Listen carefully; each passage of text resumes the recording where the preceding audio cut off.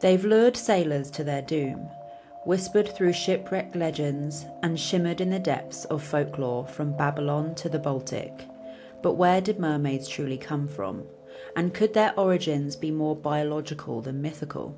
In this episode, we dive deep into tangled currents of history, tracing mermaid lore from ancient Assyrian goddesses. Then we surface into stranger waters, the aquatic ape theory. Could our ancestors have flirted with a semi-aquatic evolution? And if so, what echoes of that remain? Expect eerie tales, evolutionary speculation, and a few unsettling questions that might make you rethink what's really swimming beneath the surface.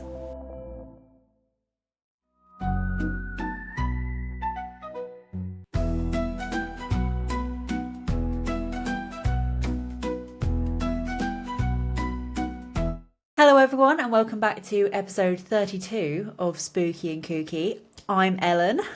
I'm Alice. If you're into anything horror, paranormal, conspiracy, or even a bit of true crime, then this is the podcast for you. We're trying to grow our spooky universe. So if that sounds good to you, give us a like and subscribe to not miss any content. You might notice our super cute little hats. They're not dance hats, okay? It's actually our 1 year Spooky and Kooky anniversary. We've got an extra special 2-part episode planned today.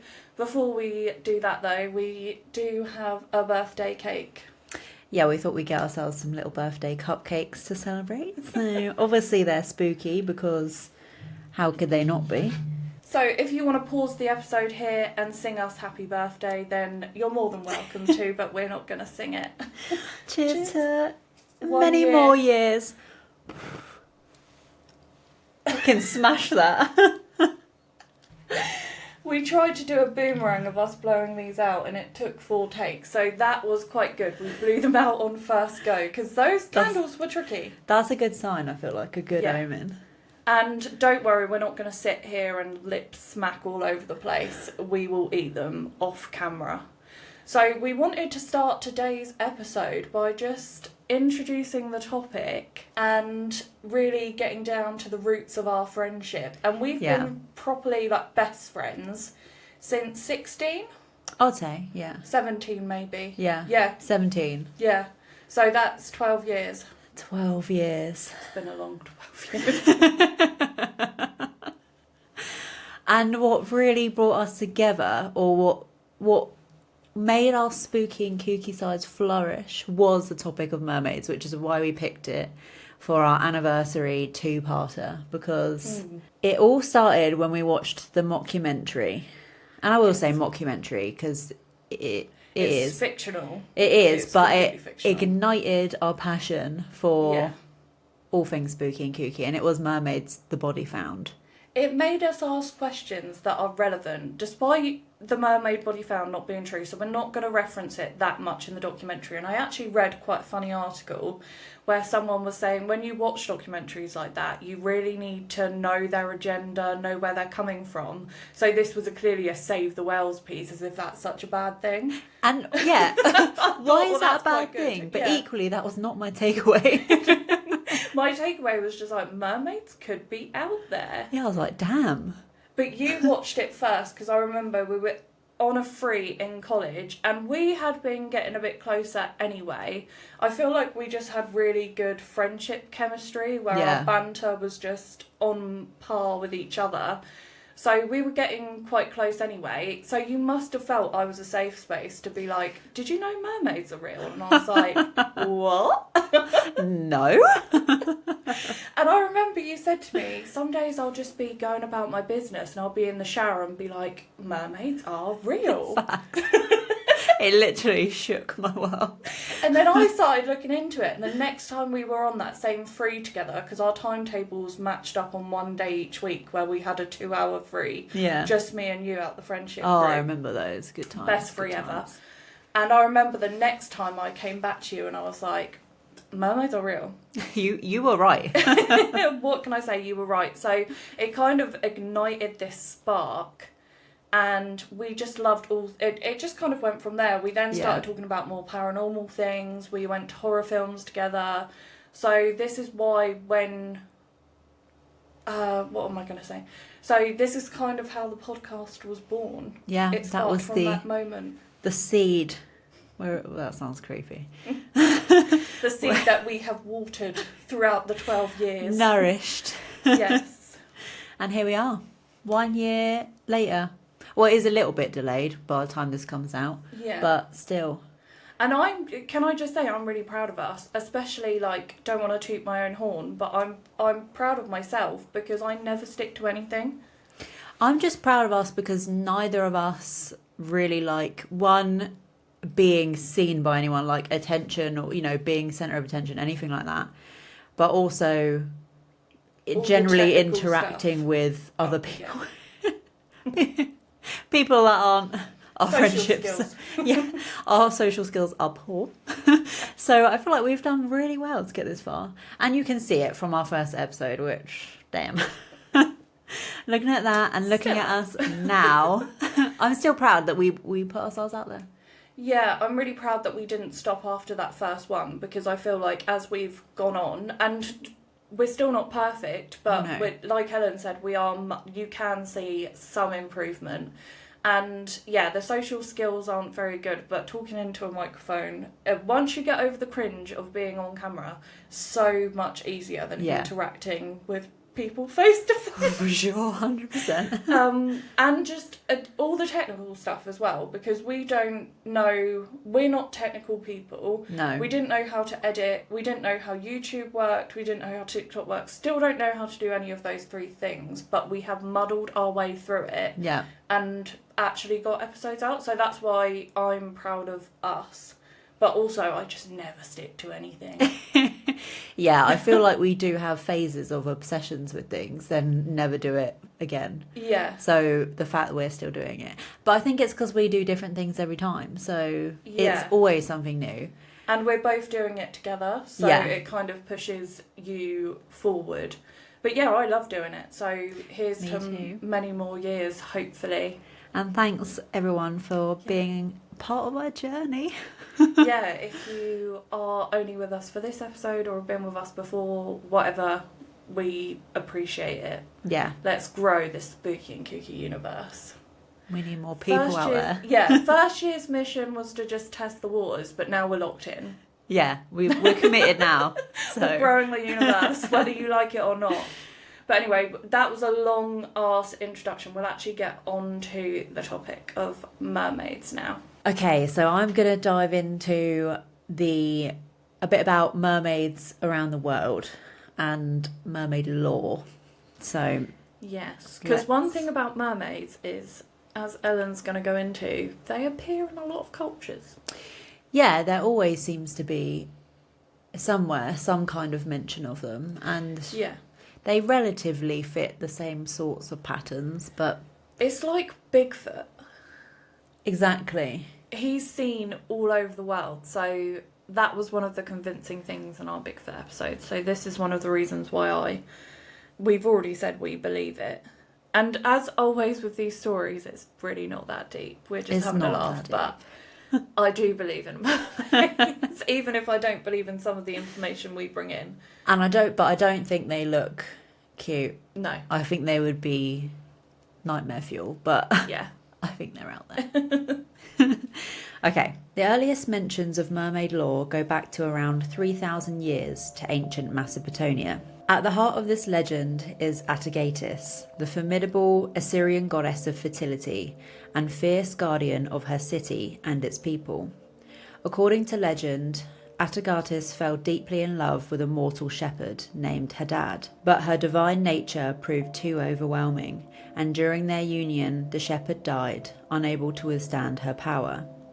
Grief-stricken and pregnant with his child, Atagatis gave birth to her daughter on the shore. Consumed by sorrow and guilt, Atagatis threw herself into a lake, intending to drown. But the gods, moved by her beauty and anguish, refused to let her die. Instead, they transformed her into a mermaid, half woman, half fish.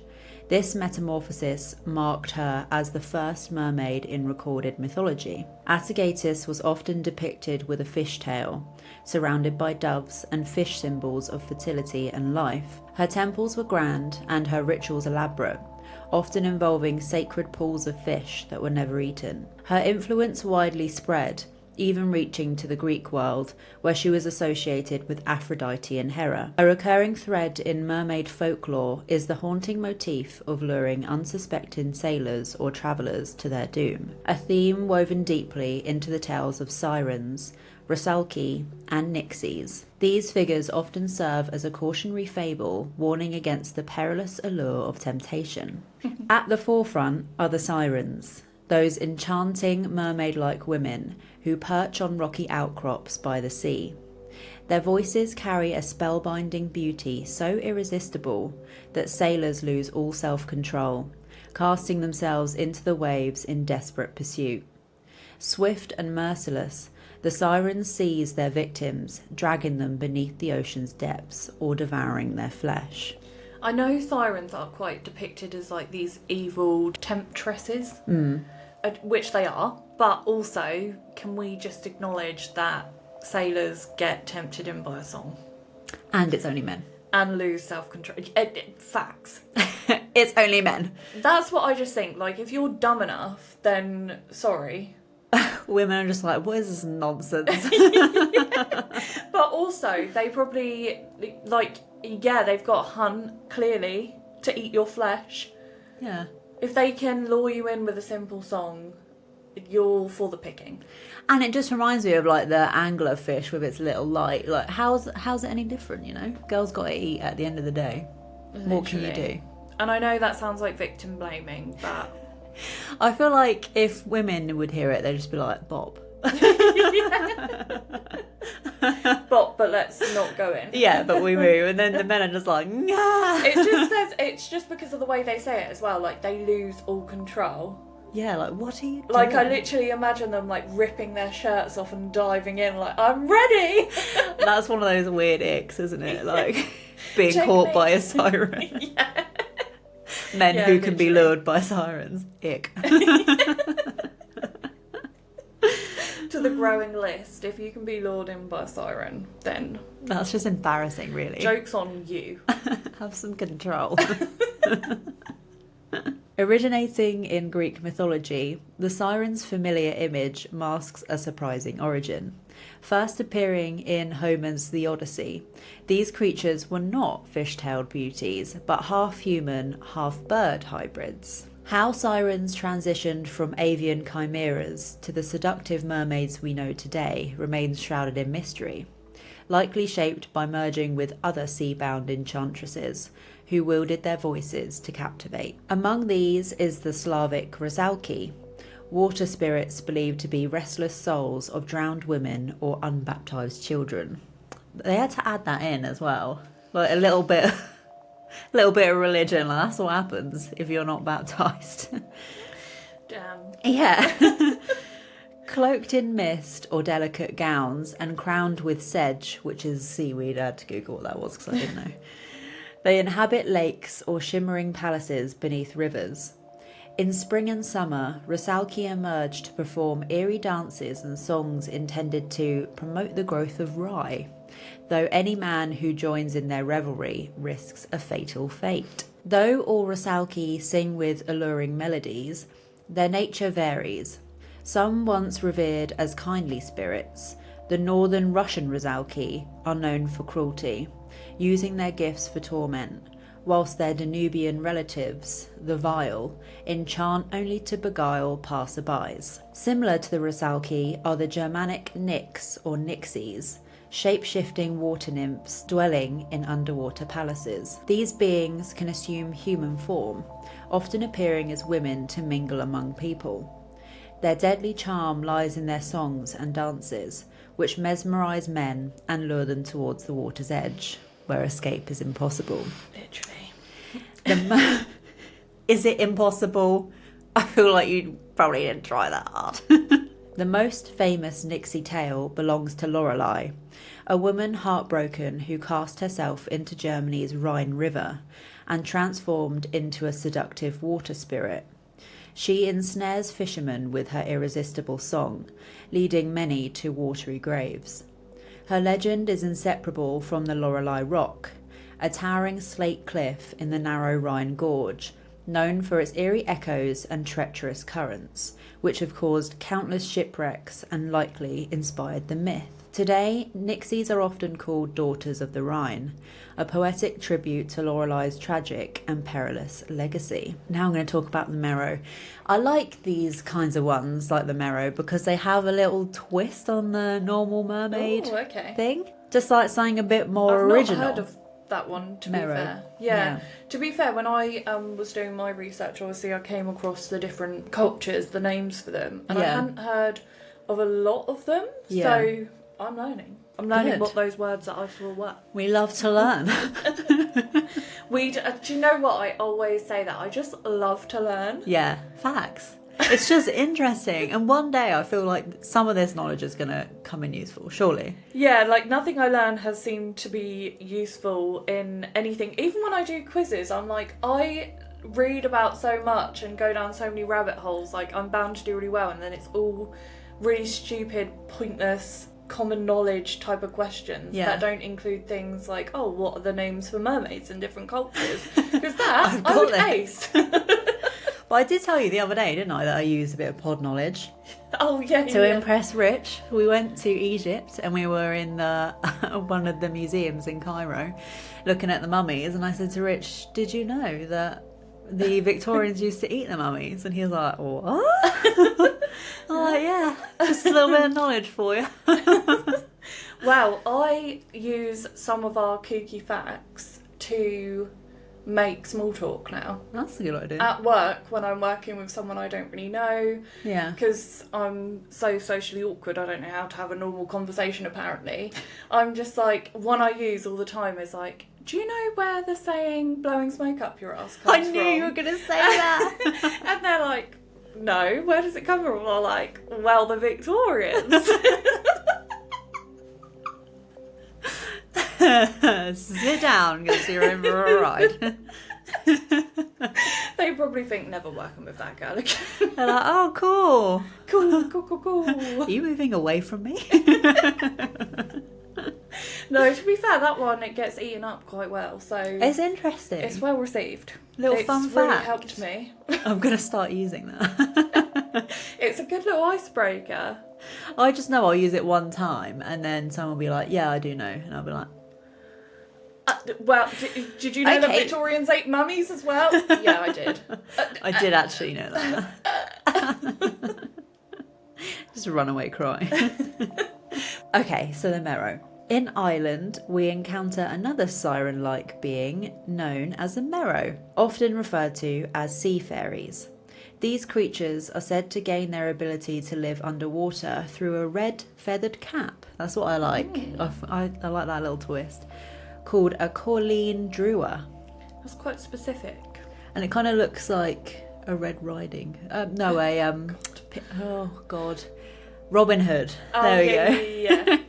Like type hat. Yeah. While the male Merrows are depicted as fierce and grotesque, described as scaly with flat-faced, pig-like features and long, sharp teeth reminiscent of sharks.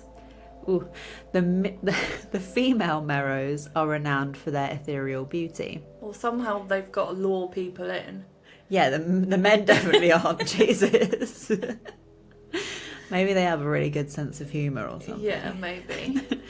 Merrow women typically appear as the classic enchanting mermaids, with long fishtails and delicate webbing between their fingers. Legend says that because of the male's ugliness, Merrow women sometimes seek human partners, using their songs or magic to lure or abduct them beneath the waves. These human captives are often kept alive by enchantments but held as hostages. If a captive attempts to escape, the Merrow women unleash a deadly fury, conjuring fierce storms and threaten sailors or drowning the one that she once loved. However, one can prevent a merrow from taking them by stealing her coralline drua.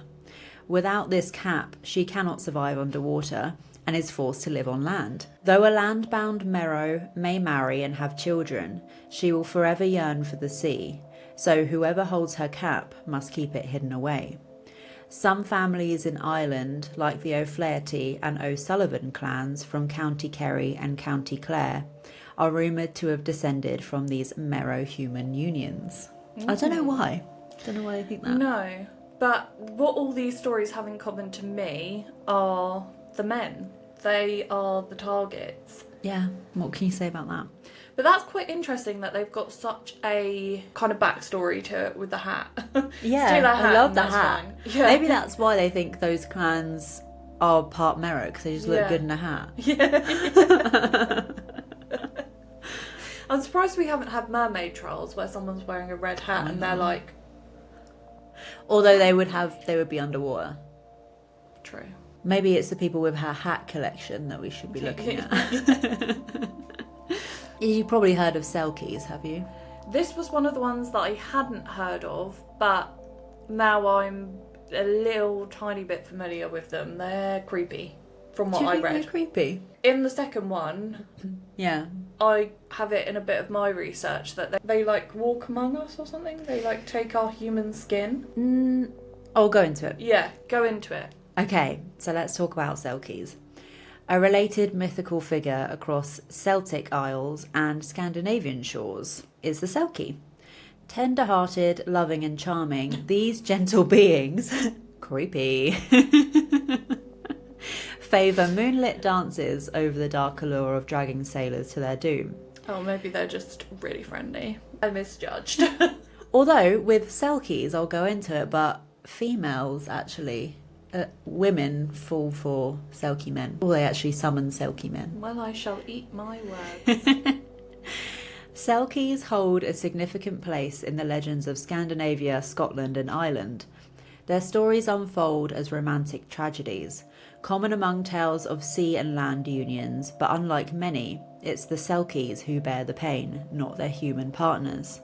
Although each tale begins with a soft once upon a time, none of these stories conclude with a truly happy ending. Selkie lore shares similarities with the Japanese swan maiden myths, though the swan maiden stories appear to predate Western traditions. Selkies, which can be male or female, live as seals beneath the waves. Unlike mermaids who simply transform their tails into legs, selkies undergo a full transformation by shedding their seal skins to reveal their human forms upon coming ashore. That was it. Yeah. I knew it was something to do with skin.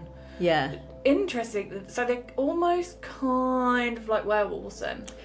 Yeah, kind of. They're a shapeshifter, Yeah. essentially. Yeah, like a Okay. full transformation thing. Renowned for their striking beauty and charm, selkies play dual roles as both hunter and hunted. Those who come ashore voluntarily often seek out people discontented with their lives, like fisherwives yearning for escape. In many stories, it's the male selkies who act as the pursuers, seeking out lonely humans. However, some variations feature human women summoning male selkies by sending 7 tears into the sea. Although the difference with that is I was about to say, they're just looking for a man. they're vulnerable, and it doesn't say in there that the Selkie men lure them in with a song And they don't the kill women them. lose control. Yeah, they actually So summon we're them. talking night and day. It really is different, yeah. I feel like even in folklore they were like, we can't portray women as just jumping into the sea and losing control because that's not realistic. But if you think about it, yeah, a man probably would, if they thought that there was some like fine women in there. Absolute 10 out of 10. Yeah, they would just jump in. Like, I'm sorry. Make me think otherwise. Yeah, and like in all fairness, that's where all the folklore stories are leading. So, you know, the facts are stacked up against them, really. Sometimes we go so hard for men, don't we? But, you know, it's only based on what we hear, so... It's because we don't have a man on the team. Yeah, maybe. We're a 2-man band. Two-woman band. Women. Yeah, so... What can you do? Yeah, and maybe if we had a male producer or editor, these bits would be cut out, so... We would be silence. Classic. A man trying to silence a woman. Seen and not heard. Anyway. Selkies can only remain human briefly, after which they must wait 7 years before returning to the shore, unless they are trapped in human form against their will. And they can do that by stealing their seal skins. And it's usually the female, the selkies, that get their seal skins stolen, forcing them into human captivity and often marriage. It's said that whilst ashore for leisure, female selkies sometimes leave their skins unguarded, providing an opportunity for human men to steal them. Once stripped of their skins, selkies fall under human control. Despite the enforced bonds, selkie wives are often depicted as devoted and loving. Yet no matter how content the selkie or how many children they bear, the moment their stolen skin is found or returned, sometimes unwittingly by their own offspring, they instinctively return to the sea, never looking back. I would. Yeah. You're basically a slave. I don't know whether they realise that, though, or they kind of forget that they were ever a selkie. I don't know. Because otherwise you'd just be looking for it constantly, wouldn't you? Yeah, facts, I would. So maybe they forget. Now I'm going to move over to the Nyingo. The Nyingo, literally meaning human fish, is a creature from Japanese folklore that bears little resemblance to the Western mermaid. Traditionally, Nyingo are described as grotesque beings, more fish than human, with scaly bodies, clawed hands, and sharp razor teeth, with deformed faces. Some accounts liken them to monkeys or seals, and their size can range from that of a child to a large sea mammal. Catching a Nyingo is considered a grave mistake. Fishermen believed that hauling one aboard would summon violent storms, shipwrecks, or even death. In many coastal communities, if a Nyingo was accidentally caught, it was immediately released to avoid catastrophe. During Japan's medieval periods, Nyingo sightings were interpreted as omens of war.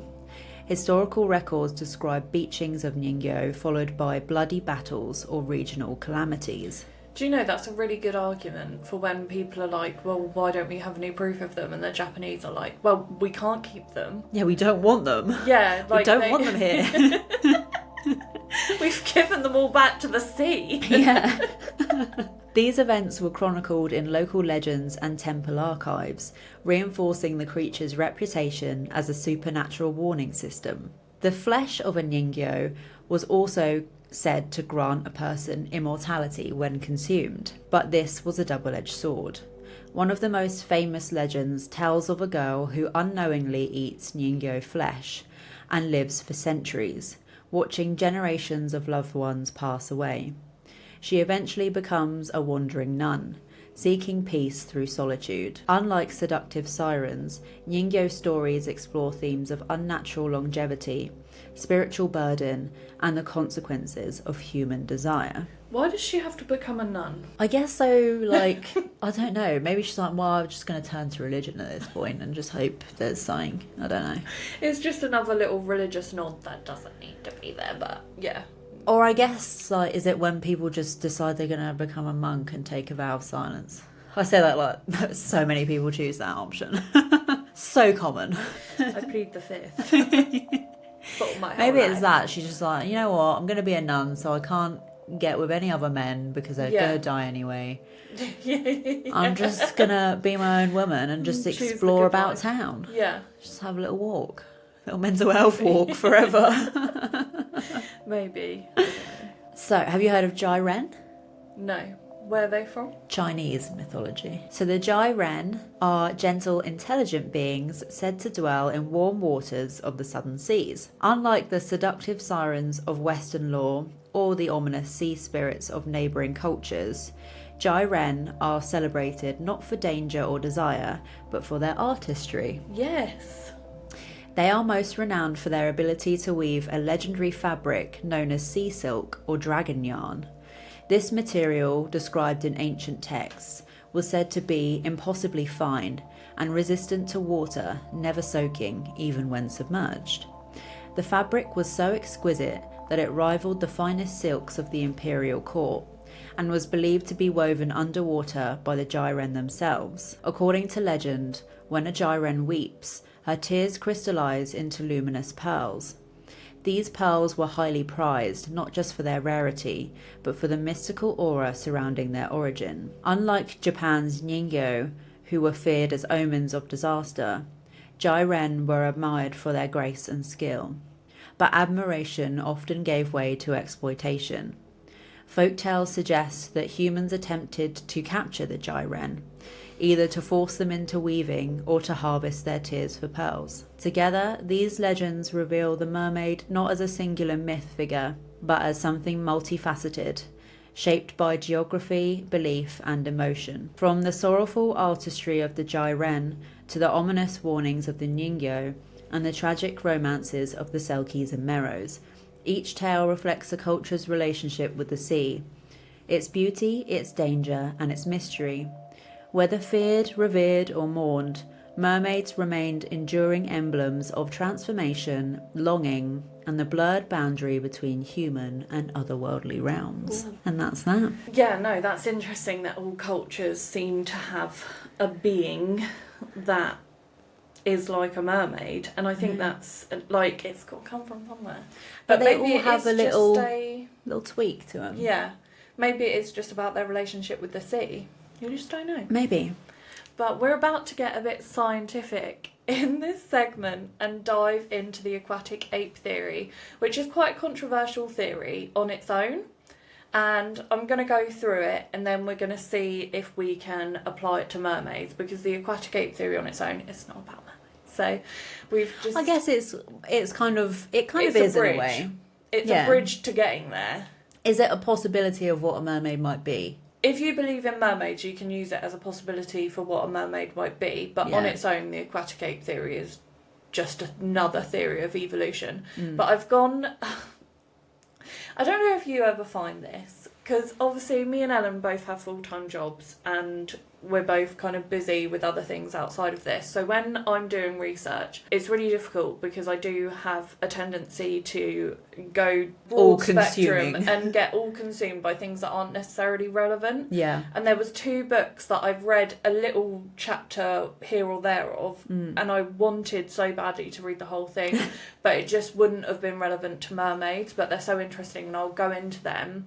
And at a time when I've got less stuff on, I'm going to come back to them because they're just interesting in themselves. So we'll just dive into it and let's see what we think. So let's start with the obvious. The National Oceanic and Atmospheric Administration, or otherwise NOAA, has officially stated that no evidence of an aquatic humanoid exists. Okay. So is that it? Do we all just pack up and go home? Well, they would say that. They also say aliens don't exist. Exactly. So... before tossing our tridents aside, let's bring in cryptozoology, which is obviously the study of creatures whose existence isn't scientifically proven. So we've got Bigfoot, Loch Ness Monster, Mothman, all often dismissed as pseudoscience. Yeah. But sometimes cryptozoology does get it right. So we've got the Okapi. Never heard of that. Oh, I've heard of that. Apparently it was a cryptid, but they're actually real. It's got like a zebra butt, and then it kind of looks like a mishmash of... I'll put a picture up. There's the okapi, the giant squid, and the coelacanth. All once considered cryptids until science caught up and confirmed they are real. Maybe it's possible that chasing eyewitness accounts and folklore isn't such a wild goose chase after all. Mermaids are a particularly slippery cryptid. They're biologically improbable, fantastic and downright otherworldly, yet tales of half human and half fish appear across cultures like Ellen's just gone into, from sirens of ancient Greece to the selkies of Scotland, the Ningyo of Japan and water spirits of West Africa. These stories developed independently long before global communication. So why did civilizations conjure up such similar sea creatures? Let's rewind to the Renaissance. In 1548, physician Jean Francis Fernel said, "Anatomy is to our physiology as geography is to our history." it describes a theatre of events. Translation, our bodies tell the story of our creation. Fast forward now to 1859, Charles Darwin drops his evolutionary bombshell with his book On the Origin of Species, proposing that species evolve through natural selection. Traits that help you survive get passed down over time. Those traits shape entire species, and we all know his work on the Galapagos Islands, where he studied finches, and on the different islands, depending on the food source the finches ate, depending what their beaks were like. So if they were eating seeds or nuts, they would have a harder beak so they could crack them, and if they were eating nectar from the trees, they would have a slender beak. So that was his work that kind of started it off. He then later applied the evolution idea to humans in 1871 with his book The Descent of Man, suggesting we evolved in Africa from a common ancestor shared with chimpanzees and gorillas. At the time, this was difficult to conceive, as most believed in divine creation, not a gradual adaptation. But science prevailed, and today we know humans are part of a vast evolutionary tree. The dominant theory of our evolutionary history is the savanna theory, suggesting we split off from other apes and they adapted to thrive in a forest environment, whereas we went off to the plains of Africa to hunt big game, and that's why we evolved differently. And we developed traits such as bipedalism because we could see over tall grass to hunt predators, and we also needed our hands free to use tools. So it kind of explains traits like that, but there's a curveball in there, because there is also another theory, the Aquatic Ape theory, that explains these traits and helps us better understand why we are so different from our primate cousins. And it explains those traits and other traits that we have that, as far as we know, have no real reason for. Yeah, because sometimes I think about it and I'm like, why do we have eyebrows? You know, that is the weirdest thing of all the places. Like, just a little, strip of hair. I can't answer that question for you, unfortunately. I was really hoping it might answer No, it's not in age-old here. question of why we have eyebrows. But, like, it's just so random when you think about it. Yeah. What are they doing? And we'd look so weird without them, but that's because we're used to it. Yeah, that's because we're used to it. It just weirds me out, man. So some researchers have noted that humans also have traits that don't quite fit the savanna mould. So for example, we're surprisingly good swimmers. We can hold our breath longer than most land mammals. We have subcutaneous fat like seals and whales. Our babies instinctively hold their breath underwater and even make swimming motions. We have downward facing nostrils, reduced body hair, and we have sweat glands. These traits are more resemblant to aquatic mammals than our primate cousins. Could they be remnants of an aquatic past? So I mentioned Darwin's 2 books there. Those weren't the books I was on about. Yeah. I'll mention the ones that are really interesting. In 1960, British marine biologist and zoologist Alistair Hardy made a splash in the scientific community by proposing the aquatic ape theory. He wasn't just tossing pebbles into a pond, he was trying to answer some big unanswered questions left by the dominant savanna theory. Hardy suggested that perhaps our ancestors didn't just roam grasslands, maybe they paddled through estuaries and foraged along coastlines and adapted to a semi-aquatic lifestyle. To be clear, mainstream science doesn't buy this theory, and most anthropologists stick to the savanna theory. But in the spirit of spooky speculation, let's imagine a world where our evolution did take a detour through the deep. Could mermaids be echoes inspired by this forgotten portion of our evolution? Or are they just the glittering ghosts of sailor stories and sea-bound dreams? Hardy's theories were not welcomed with open arms, often ridiculed and dismissed as speculative and lacking fossil evidence. But it didn't stop Elaine Morgan from diving in and making waves, and she is the feminist icon that we need, because she was a writer, researcher and evolutionary rebel. Inspired by Hardy's work, Morgan described his theory as a light bulb moment, and she began to notice something curious. Many of the traits making humans unique, like Our smooth skin, breath control, subcutaneous fat don't appear in other land mammals, but they do in aquatic mammals. Coincidence? Morgan didn't think so. She argued it made perfect sense for part of our evolutionary history to be shaped by the coast. She did so fearlessly, not afraid of challenging the status quo. In fact, one prominent anthropologist once tried to shut down the aquatic ape idea by recounting a personal anecdote. While he was bathing on holiday, a fish nibbled on his penis. So he said categorically early humans could have not spent time foraging in the water because of that. So that's scientific rigour at its finest. What an example as well.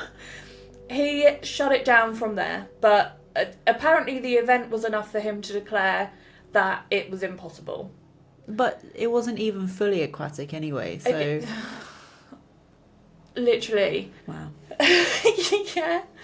Morgan was also somewhat of a feminist icon, if I do say so myself. She said the savannah theory is male-centric, focusing on traits being evident due to hunting and aggression, which would have been the male role, and do not focus on how females evolved our nurturing and birthing behaviours. She challenges this patriarchal bias in science and anthropology in her book, The Descent of the Woman. Yes. Get it, girl? So those two books that she did, because I don't think I've got the name of her other one, but there's two books she did on the aquatic ape theory. They're on my reading list. And then this book, from an ENT surgeon, Peter Rhys Evans, was inspired by Morgan's works. He was tasked in 1985 to write a chapter for a standard textbook in ENT surgery.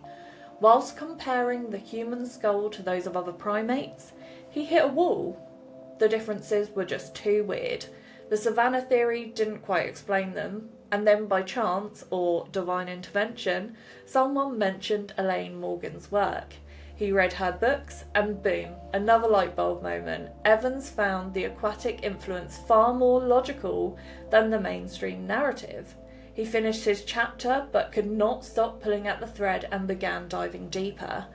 Being an ENT surgeon, he has a sharp eye for human anatomy and a wealth of knowledge that helped his research. He focused on a specific quirk, exotoses, or in layman's terms, a bony growth inside of the ear canal. ENT surgeons have known about these for over a century, but why they form? No idea. Evans, however, noticed that they most commonly found in frequent swimmers or surfers.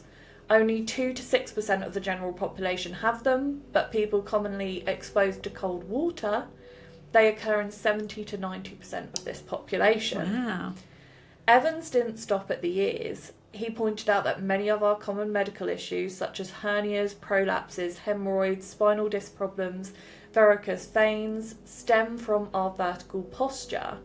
Unlike most mammals, our spine stands upright, putting pressure on our lower bodies. Why would evolution lump us with such a problematic design? And I would also like to add that I did look up if swimming was helpful to those conditions, and it is.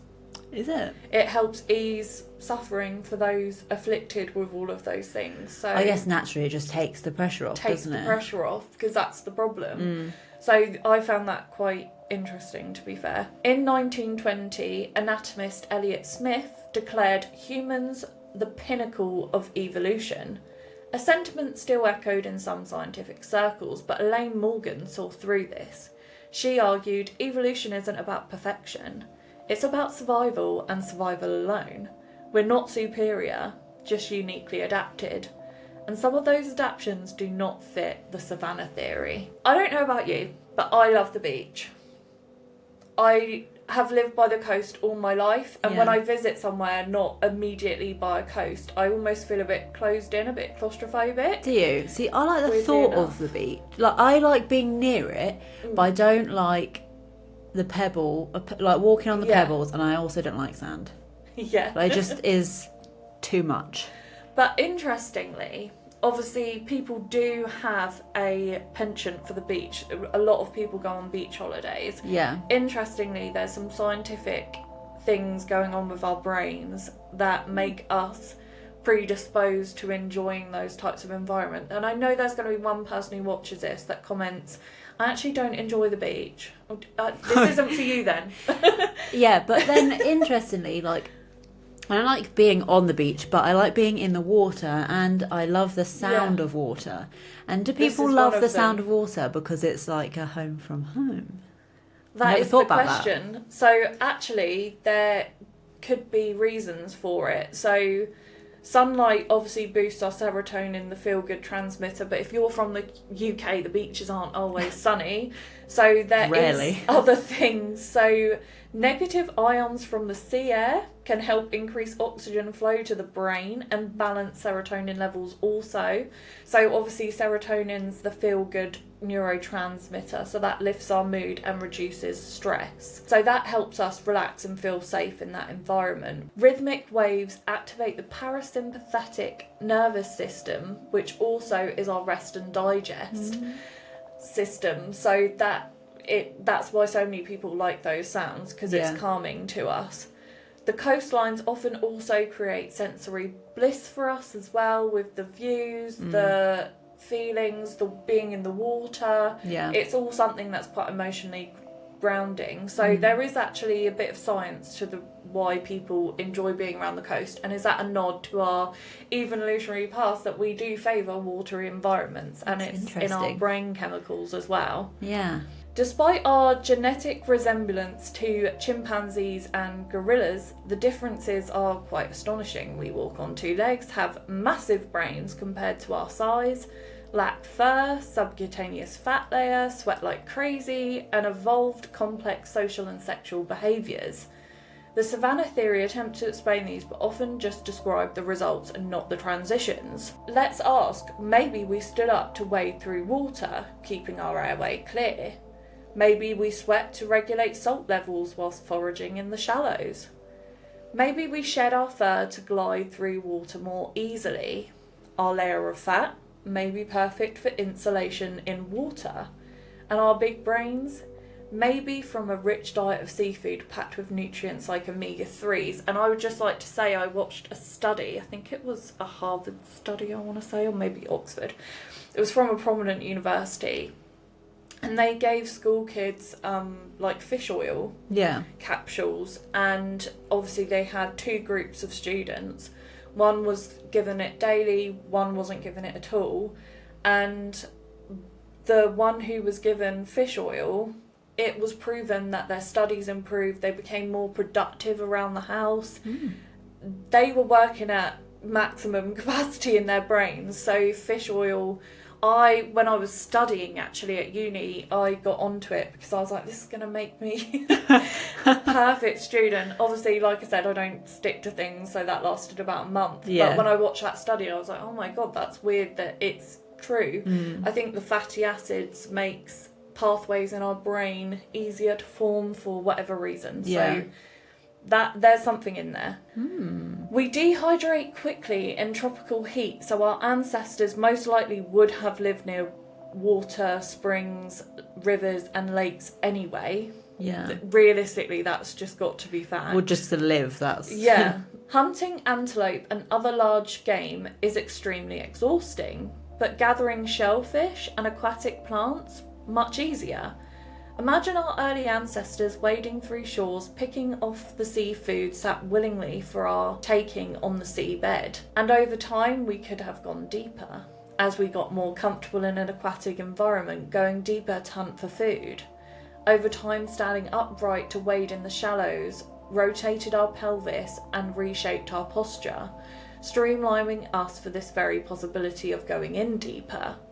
This isn't just speculation. The proboscis monkey of Borneo has adapted to swamp life, and that wades bipedally through coastal waters, and males even maintain this upright posture on land. Evolution doesn't play favourites, it plays the long game. Not convinced so far? We still have more to go. Sir David Attenborough has entered the chat. Oh, big man. Legendary broadcaster, natural historian and trusted documentary producer, and a British gem. Yeah, who doesn't love David Attenborough? Yeah, if nature had a narrator, it would be him. He is one of the most trusted voices in nature broadcasting, and he has dipped his toes into the aquatic ape theory in his BBC Radio 4 series, The Waterside Ape. With his signature curiosity and calm, he didn't claim it was fact, but he didn't laugh it off either. Instead, he asked the question, could some of our most puzzling traits be explained by a watery past?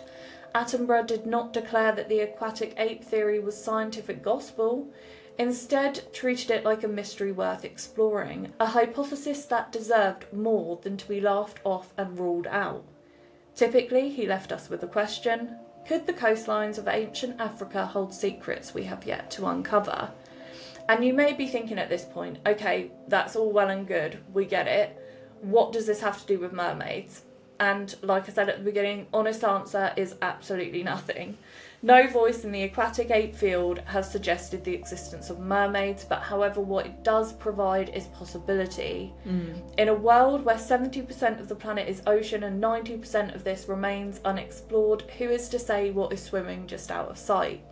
Giving us glimpses every now and then into their existence. If mermaids were to exist, there are two potential possibilities.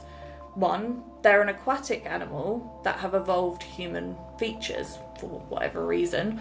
Or number two, they are a close relative of ours who took the plunge whilst we stayed at the shoreline. Only going in to hunt, they went deeper and began thriving in a watery oasis, claiming the oceans as their home. The aquatic ape hypothesis offers a plausible path to their existence, opening the door that if we did in fact break off from our primate ancestors to live in the shore, could they have went a step further? Unfortunately, with lack of scientific evidence, we are faced with a common conundrum as with any cryptid. Without hard evidence, there is always a plausible path to their non-existence. Maybe mermaids are echoes of ancestral memory passed down through folklore, or maybe, just maybe as I said, our evolutionary tree dove deeper and vanished, maybe extinct or maybe still out there. This has happened before. Whales. The ocean giants weren't always sea creatures. Around 50 million years ago, their ancestors were four-legged land mammals, probably something like a hippo, as these are the closest living ancestor. Environmental pressures favoured traits that helped them survive in water, streamlined bodies, flippers and blowholes. Today, whales are the ultimate aquatic mammal, a marvel of evolution. Even when we look at polar bears, they are evolving before our eyes for their survival. Around 400,000 years ago, they evolved from brown bears, adapting to the icy Arctic, and with sea ice melting, more and more, they need to survive for long periods in water, becoming aquatic hunters. They can swim for long distances between ice sheets. They have evolved webbed paws to help with this. They are still considered a land mammal, of course, but in years and years to come, could we see another transition? Mermaids are depicted with a similarity to other aquatic animals. They seem to be deeply connected to human traits, imagined with a horizontal tail. So fish have vertical tails and they swim by moving it side to side, but marine mammals have a horizontal tail and they move it up and down to move, which are how mermaids are detected, suggesting they are some kind of aquatic mammal and not a fish. Are mermaids real? Science says no. But science is full of once dismissed ideas that turned out to be true. The giant squid was a figure of imagined fear in the tales of terrified sailors, until it wasn't. In this strange, slippery journey so far, we have waded through the savannah, splashed along the shoreline, and plunged headfirst into the aquatic ape hypothesis. A theory that dares to ask, what if our ancestors didn't just walk on land but swam in the shores? We met Alistair Hardy, who floated the idea, Elaine Morgan, who lit the torch and challenged the male-centric lens of evolution, Peter Rhys-Evans, who found watery clues in our anatomy, and Sir David Attenborough, who didn't dismiss the theory, asking to keep our minds open. So that kind of concludes my section. And it is so true, though. Like, we are discovering things or changing what we thought about things all the time. Even when we think about dinosaurs, like T-Rex has actually probably had wings and feathers. Yeah. Completely different to what we thought for so long. And probably if you had said that however many years ago, people would just think, what an idiot. Yeah, and laugh you off. But Yeah. I think it's kind of crazy to suggest that we wouldn't take hints from water, because we Why are would it so not go dependent both ways? on it. Yeah. But then I think other animals must be dependent on water as well, and the other apes didn't make these transitions, so why did we? But I think that's what the aquatic ape theory strives to understand, why the specific changes happened, and not just, oh, well, we had to grow big brains to survive, because that is one of the theories, that we just had to become smart to survive in a harsh environment. But then you think every animal would then do that, surely. Yeah, they did say that our skulls changed shape when we discovered fire, because then we began eating cooked meats, and so our mouths changed, which meant our brains changed, and that all happened. But it doesn't account for all of the other things. It makes a lot of sense. And if you think about marine mammals as well, who live on a diet of fish and aquatic plants, whales have huge brains, which are relative to their size. Obviously, whales are huge, but whales and dolphins are very smart creatures. Yeah. And maybe that's... so there's sort of two things in there, isn't there? The aquatic ape theory, and then there's mermaids. And the aquatic ape theory on its own is controversial. So to take it a step further and say, well, this could lead to mermaids, it's, you know, people would dismiss it even further. But when I looked into the aquatic ape theory, I found it so interesting. Like, I wanted to read more about Elaine Morgan's works, because the way she explains it, it's just so completely fascinating. So if anyone wants to look into it, I would recommend starting with her and the Peter Rhys Evans book. They are both so interesting, and it does kind of give you that question. Okay, are mermaids kind of extinct but remnants of what was, or is it that we used to live a semi-aquatic lifestyle, and that's where the folklores come from? Yeah. That has been passed down. Or did another branch, because we branched off from the common ancestor with the chimpanzee and gorilla. Yeah. So did another branch split and go in deeper into the water and become fully aquatic mammals like whales? Yeah. It's but then possible, humans I have guess. there's many variation. Yeah. Like the Neanderthals and that kind of thing. So why would there not be the same in water? Yeah. That's very interesting. I enjoyed that very much. Yeah, that I really found it. Even the evolutionary stuff, like, it was just kind of mind-blowing. And we don't often get scientific on this pod. So that was a little treat for you. Yeah, I do like it when we do sometimes, though. It makes me feel really smart. Someone's probably watching this going, they think they're scientific, because it is considered pseudoscience. Are you not embarrassed? Yeah. I am, actually. It is considered pseudoscience, the aquatic ape theory, but I think a lot of David things do make Attenborough sense. sort of saying, look, we need to be open to this and not laughing about it and dismissing it. Someone created an article completely tearing Attenborough apart for that, which I thought, oh, that's bold. And then it turns out they didn't even watch the episode of it. So I just thought, oh, yeah, like, that completely discredits you. Yeah, at least listen to what the guy's saying before you write a whole article making fun of him. Yeah. So, yeah, the fact that quite prominent people in the field have said be open to it, I think there's stuff to discover in it, whether you believe it relates to mermaids or not. It's still a really interesting theory. So that concludes part 1 of the mermaid deep dive, and next week it's going to be a kookier type of episode. We're going to bring in just some sightings, really, isn't it? Or like anything, any evidence. I've got some kooky stuff up my sleeve. Or anything odd, I guess. Yeah.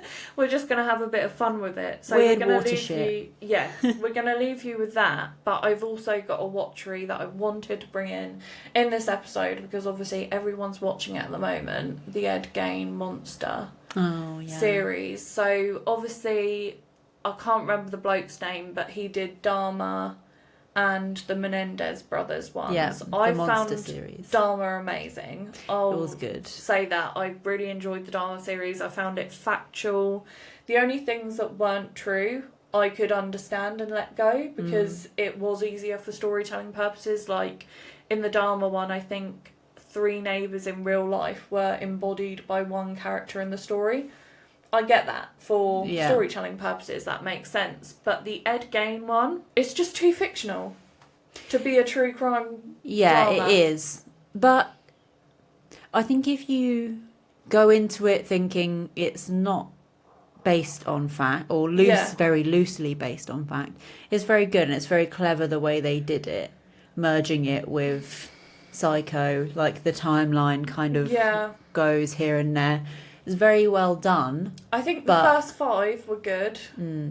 From episode 5, the last 3, I was waiting for them to wrap it up. Yeah. It was quite slow from there.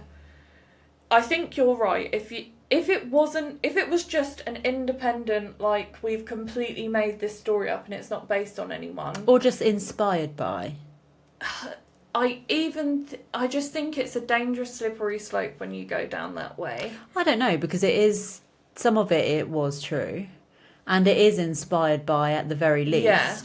But some things that they got wrong, I think, were just completely insensitive. So this might be a hot opinion, but I got a real bee in my bonnet about the second victim. Because obviously they made up that the 2 men with the chainsaw, that's not confirmed to have happened at all. Yeah. And then you've got the brother it's a bit like, oh, did he do it, did he not? Which I think there is a question over that, so that's fine. And then there was the first female victim. Yeah. And then the second female victim, the way she was portrayed just made me so angry. And I know it's been a long time and I know she's no longer with us, but Ed Gein never had intercourse with anyone living. Yeah. So to depict that the lady who got mutilated, this poor lady got mutilated, her body was absolutely brutalised, to think that they've depicted her as throwing herself at her killer and having relations with him, it completely turned me off. And then I was less forgiving with all the fantasy BS that was in there, because I just thought, that is crazy, considering how sympathetic they were to Ed Gein in it. Yes, they were, actually. It was crazy, because to me, whether he was mentally ill or not, he is a monster, like the series says, to do the stuff he did. I always find it very interesting to think, I wonder what he would have been, to what extent, if he was treated differently by his mum. Yeah. Would he inevitably have gone down, maybe not to that extent, but gone down that route? Or could he have been a functioning member of society? I don't know. But that's that nature-nurture, isn't it? Yeah. And I think you bring up a good point, because the way I see it is you've got the schizophrenia that he had, and I do think it's genuine, because obviously I always kind of raise an eyebrow with the insanity defence, because a lot of people try and claim it and it's a defence that you rely on. But to get it, it's quite difficult. So the fact he wasn't even able to stand trial tells me something. Even at that time, I think it's a genuine thing. But I think that's completely separate to what his mother did to him and developed a psychopathic antisocial personality disorder. And it might have, he might have had psychotic symptoms that sort of merged in with these thoughts and behaviours. Yeah. But I don't think that it's solely the schizophrenia. No, because then everyone that had schizophrenia would be like or that. More of them. Yeah. And I think also, to that point, there was a scene in it where the doctor sat him down and said, "You're just ill. This is why you do the things you do. You've got schizophrenia, Ed." I thought, that's not... Really? Really? We're going to do that? Okay. So that really wound me up as well, after obviously the victim thing. But also the Mickey Mouse voice. They literally made him out to be this just innocent, bumbling idiot of just not really understanding or knowing what he was doing. I just feel like it was very sympathetic. Like, you saw him as a bit of like this village idiot. who was just harmless. Yeah. I just found it very sympathetic to him. And even without the victim having relations with him, the way they defamed her character in it just, I don't know why, it just really got to me, because I just thought, why do we have to do that? Why do we have to make jabs at her? Yeah. She's not on trial. The only one's on trial who's Ed Gein, and he avoided it for many years, so let's give him a trial now. And the horrors of the original story is surely enough. Yeah. Like, the babysitting bit, my brother was like, well, you know, we didn't know that it didn't happen, that he kidnapped 2 children and showed them a skin mask. Yeah. And I was like, well, actually, no, we do know it didn't happen, because by all reports, he was a good babysitter. And my brother said, well, no parent is going to come out and be like, yeah, he did that, because they're going to look really bad for giving him as a babysitter. And I was like, once this comes out, anyone who had a story like that would be telling anyone who could listen. And the kids, when they grow up, they're going to tell anyone who would listen. Yeah. Like, I don't believe that it needed to happen. He was a good babysitter by all accounts. Yeah. But surely, can be true at once. Yeah, that wouldn't reflect badly on the parents if they never used him again after that. Like, how would you predict that? Because my brother was like, oh, maybe they were like, well, that was weird, but I'm in a bind. So I'm like, and I was like, no, that, it didn't, like you said, it wasn't needed, because the story is horrendous enough. Like, the stuff the guy did is just absolutely crazy insane. Horrendous, yeah. I'm pretty sure the police officer didn't find his mum hanging in the barn. Like, she was found hanging in the barn. Yeah. It wasn't by the son. So again, like, why do we have to put... It's just unnecessary. Even for storytelling purposes, it felt so unnecessary. Yeah. And to me, I could have forgiven it if they didn't do what they did to the female victim, because that, I think, got my back up so much that I was looking at it through a harsher lens after that episode. I think that's fair. I did actually listen to some of his police interview recordings, because I did want to know what he actually sounded like. And he is soft-spoken, but not... He's not a caricature. They made him a caricature, didn't they? Mother. I just don't understand why they had to make him sound like Mickey Mouse as well, because it kind of makes him less sinister. Whereas Evan Peters as Dharma... He was great as well. Fantastic. He was great. Yeah. So I don't know... I think his name's Ryan Murphy, the producer, or I don't know. Whatever his name is. He got it so right for Dharma, but then just got it so...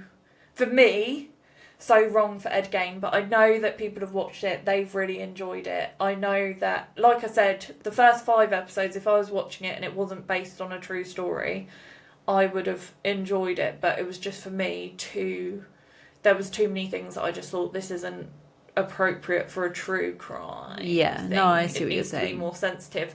And I have also seen people with those kind of opinions online as well, so I think it's very split.